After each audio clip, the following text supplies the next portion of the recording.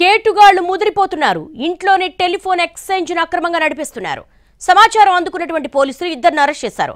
అక్రమంగా telephone exchange నడుపుతూ అనధికారికంగా ఇంటర్నేషనల్ కాల్స్ రూటింగ్ చేస్తున్నట్టుగా గుర్తించారు. ఈ ముఠాలో ఇద్దరు BSNL ఉద్యోగులు కూడా ఉన్నారు. వారిద్దరిని అదుపులోకి తీసుకున్నారు టాస్క్ ఫోర్స్ పోలీసులు. పెద్ద సంఖ్యలో సిమ్ కార్డులను సీజ్ చేశారు.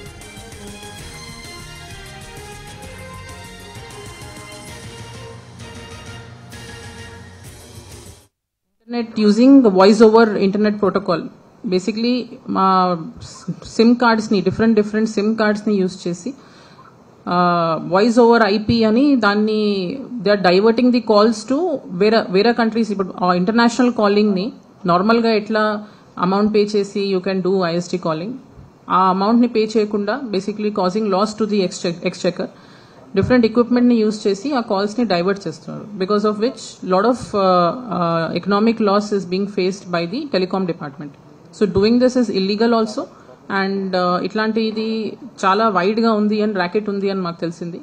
So one bit of a racket we have busted now.